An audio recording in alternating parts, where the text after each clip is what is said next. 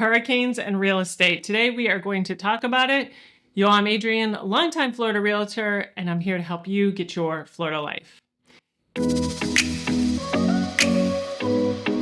It's Wednesday, and it's been 1 week since Hurricane Milton hit Southwest Florida.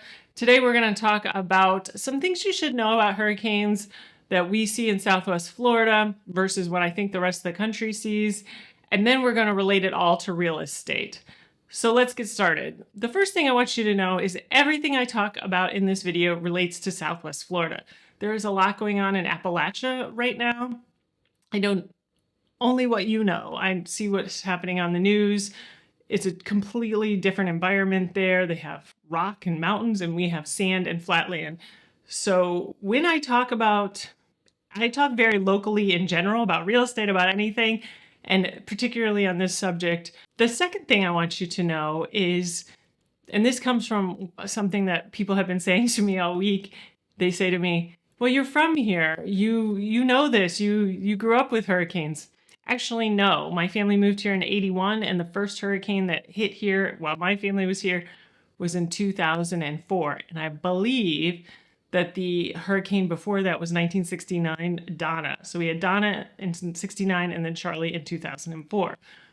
So it's not, we knew about hurricanes. My mother used to always tell us if a hurricane is coming, we're going to go to Disney World. So I wished for hurricanes, but I didn't, I was a kid, I didn't know better.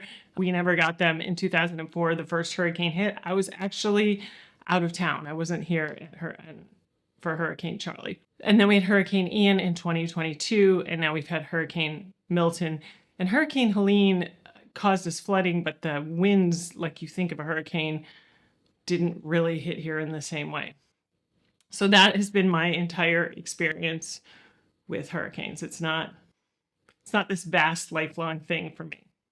So number 3, I want to talk about who I listen to when a hurricane is out in the Gulf or when hurricanes come up, because I think this is a big one, and this is going to relate to real estate in my mind a lot.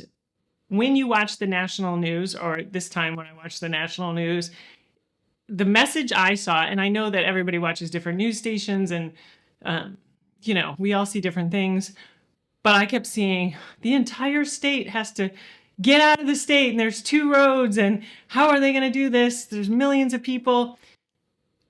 Yes, we were called to evacuate, but the entire state is not asked to evacuate. And how we are asked to evacuate is very different than what I see in the national news. And I could be wrong. Again, you could be watching better news than I am. In Charlotte County, we have emergency management. It is part of our county government. Patrick Fuller is the head of it. You see him on the news ahead of time. And they tell us to go inland. In fact, they often say go tens of miles, not hundreds of miles, because there are evacuation zones, and not all of Florida is evacuated. Not all of Charlotte County is evacuated. I live in a red zone, A. I live in A, so they all get A, B, C, D, or colors, and when you're red or orange, you're almost always evacuated, or A or B. This time at the last minute, they evacuated C, or they called for evacuations of C, the yellow zone. I know a lot of people in those zones. Some of them just drove across the state, but they didn't try to drive out of the state. They just drove inland and tried to find a hotel across the state. How I did it, I will tell you, we booked a hotel when there was a whiff of a hurricane out there. We booked a hotel that you can cancel about an hour inland. There was no traffic for me. I mean, if I drove there right now, I'd probably get as much traffic as I got last week at this time, or Tuesday of last week. There was nothing. It was back roads. It was very easy. So a lot of people do go north. A lot of people do try to get out of the state, especially if they've lived in other places before. They're, okay, we're going to take this opportunity to go see somebody. But it is not generally advised that everybody leave the state.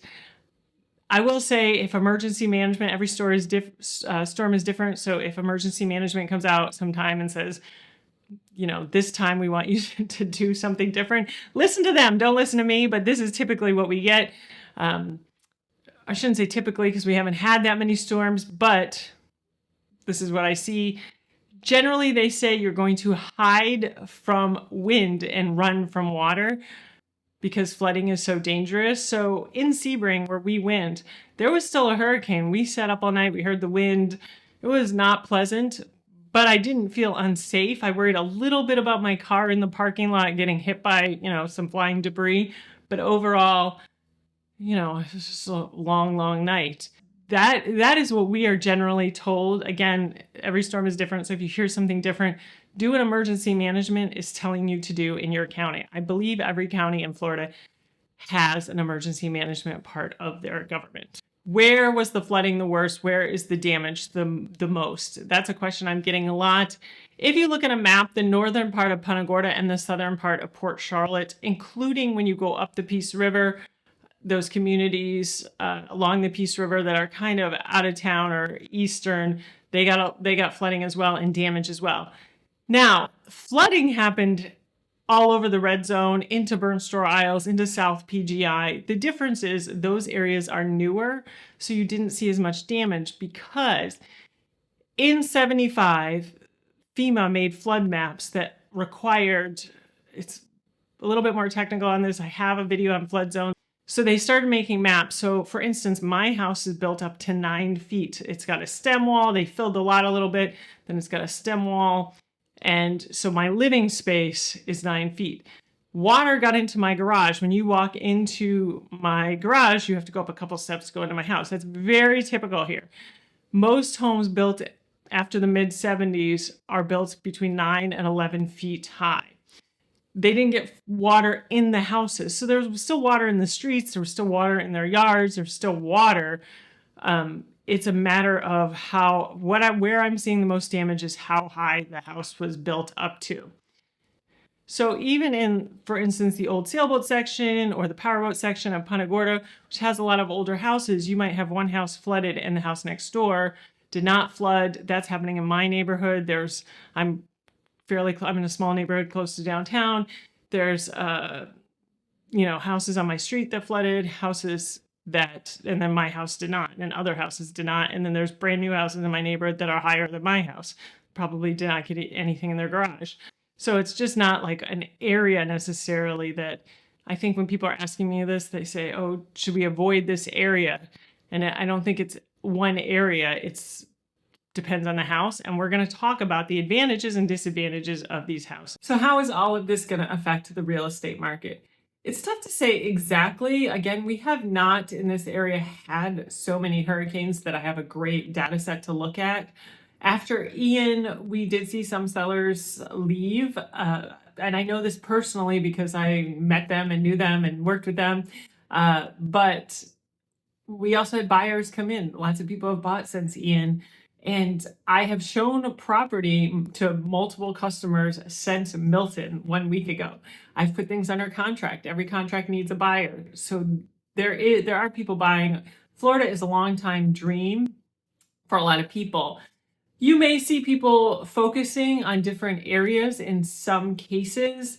For instance, when I said there are zones that you can go to and you don't need to evacuate, or you rarely need to evacuate, that might appeal to a lot of people. Just so you know, those zones are typically away from the water because they are telling you to run from water unless you're already a distance from it.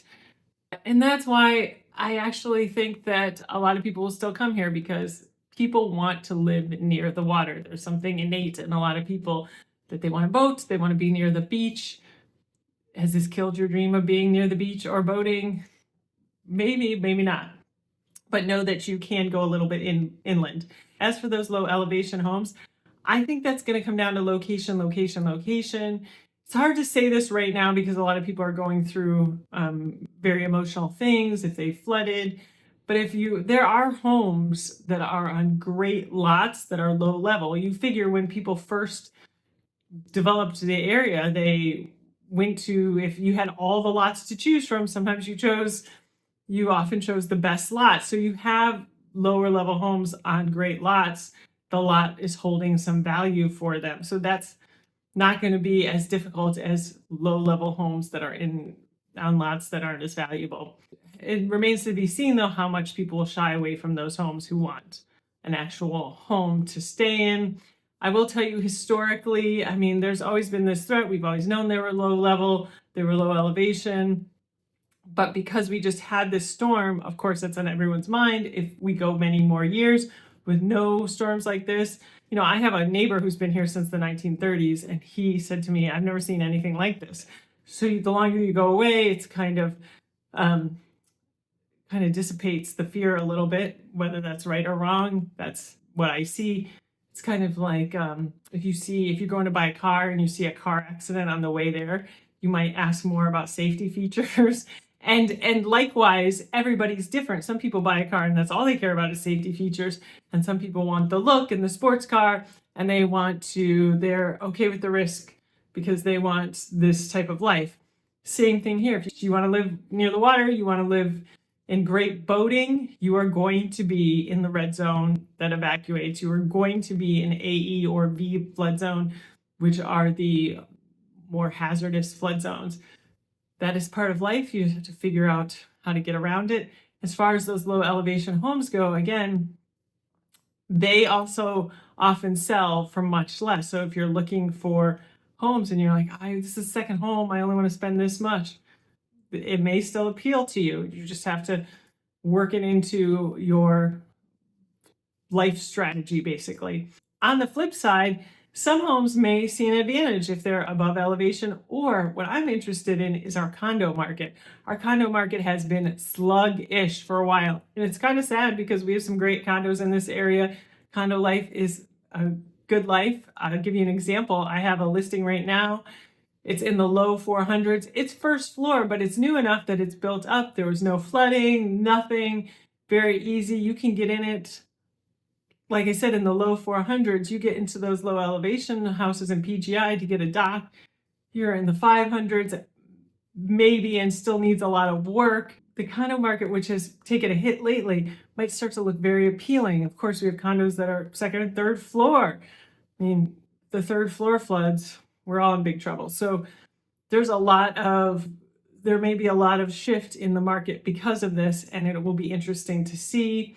I will keep you updated. Thanks for watching. Have a great week.